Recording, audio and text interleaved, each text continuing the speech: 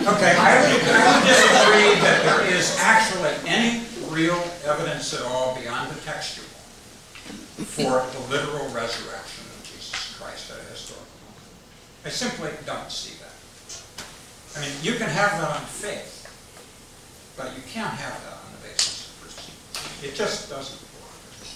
Well, I gave a couple of reasons why I believe it does, but ultimately I wouldn't say that it's a question of faith, it's a question of trust. Who do you trust?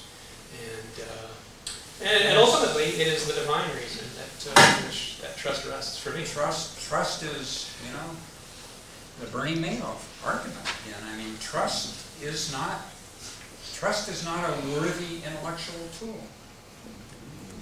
It's the source of delusion and fraud. So trust in intellectual matters is going to lead us into delusion and fraud. The critical spirit is what can get us close to the truth, not trust. Well, I'm not sure if we've really settled whether or not we are epistemologically on the same level or not. Certainly the end is not the same. Can we even have... I think this is a good point to turn to the audience for some questions. So at this point we'll call for questions from the audience. Please ask no more than one question. Ask the question clearly and loudly enough so that the speakers can hear you. And please direct to whom your question is going to be for. And please, no statements. This is not a time to debate within the audience. So I will call at random. I know hands will go up at different points. I may not see them all, so please excuse me if I missed your hand. So the first question, we'll take the gentleman in the back there. This addressed to the first speaker, the defender of religion. Based on the various things you said about the universe and God created the universe, why in this universe is life the exception rather than the rule? Looking around our solar system, a lot of heavenly bodies, we're the only place where there's life. Look around the universe, as far as we know, we're the only place where's life. It's a pretty lifeless place out there. Why did God do it that way? Well, you're asking the wrong being.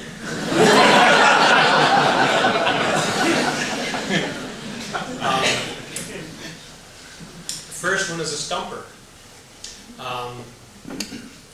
In God's good pleasure,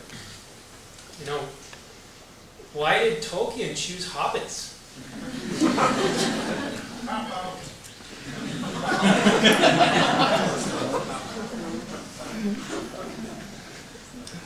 No, I don't know. In his divine purpose, making life, at least apparently,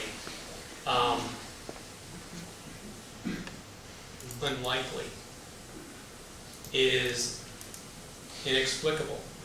I don't know that the Bible doesn't give us any reason why that I know of. I can't answer the question. Fair enough. Next question. Right here in the front. Yes, thank you. Dr. Richards, at the very beginning of your presentation, you asked... Could you speak loud enough so most people in the audience can hear you? At the very beginning of your presentation, you asked, does this work? And I wondered, the first thing that came to mind was, does your heart work? And your heart is actually, in many ways, non-empirical, non-rational. And you yourself exhibited a great leap of faith this evening yourself when you drank that glass of water. And you did not, I presume you probably did not rationalize about it ahead of time. You're not thinking, my body's, 72% water at this moment in time. It's not 77 or 90 or whatever my optimal water level is. You felt thirst and you drank in faith, knowing that when you drank that water, you'd be gratified, that you would be satisfied, you would have a fully human experience. Do you have a question? Yes. It's twofold. One, either you agree with me that you drink that water in faith, knowing that you would be gratified and have a human experience, or I will give you a human experience.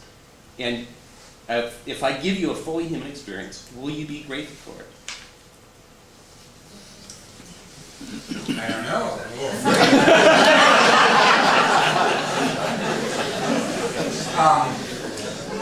I think that it would be, I wouldn't want to go into it, it would be, there's no leap of faith involved.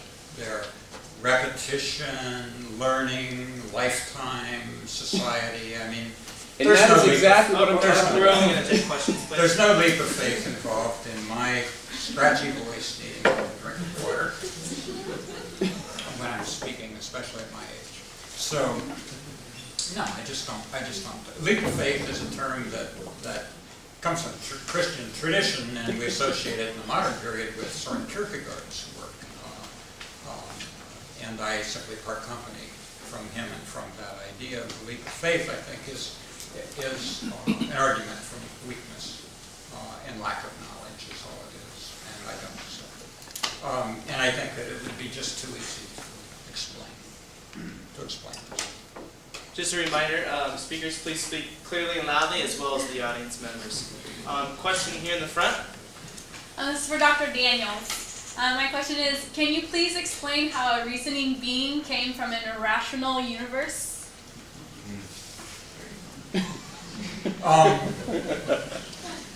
That's a good question. Could you repeat the question to the audience? Or, Can I explain how a reasoning, irrational being came from an irrational universe? Of course not. I was an English professor, and I couldn't. But, however, I grew up with a good science education, and I think that if you look at Darwin and the whole tradition that grows from evolutionary biology, you begin to get some look at it. If you look at modern physics and views of the universe, read Stephen Hawking's book on the universe, A Brief History of Time, which I think is the single best popularization of science ever. You'll get a good sense of what the nature of the universe is insofar as people can know it, and begin to get some sense of how this might have happened. A fundamentally reasonable position is that we're always going to be partial, and that we're never going to have complete, absolute knowledge of the universe in which we live. That's just not, and I said that at the end of my talk, but that's not going to happen. And certainly, I'm not going to have it. On the other hand, I think that what we can know about that question is all that we know. Another question? Gentleman here in the purple. I'm interested in wanting to learn more, so I want some of your sources. You said when you do contextual comparison of books in the New Testament, there are no differences. When you look at a copy of Gospel, There are 100 and 1500, there are no differences. It hasn't been changed over the years. in terms, of course, there would be variations in letters, maybe misspellings, typos, omitted words, and so on. There certainly are those kinds of variations. But when it comes to the fundamental doctrines of the Christian faith, there's really no disagreement What there. I'm asking for is the source you're using to make that. So one of these is Bruce Metzger, the New Testament. I can't give you the exact title. I can give you those. I don't have the sources here tonight, but I can provide those. And the second one, you said there's nothing in the New Testament that's not a historical fact. Is there any way to find it, like on Easter Day, that there were earthquakes in Jerusalem and the sky turned black and people rose from the grave? Well, I didn't say that there's nothing in the New Testament that is not a historical fact, but archaeological evidence, internal evidence, extra-biblical sources correlate pretty well with the New Testament accounts. Josephus, for example, the ancient Jewish historian, corroborates some of the things, not specifically the resurrection, but other activities of early Christians. The internal, for example, internal evidence, there are rather unflattering things about the disciples in the New Testament, which in an idealized account would not exist. I mean, the New Testament authors would not besmirch their own if it was strictly a human undertaking. So internal evidence, archaeological evidence, external evidence, and again, you know, we have manuscripts that go back into the lifetimes of people who saw Jesus, and he asked the question: would people have died for something that they knew was false? Yes. Happens all the time. I think the question's been answered. Next question.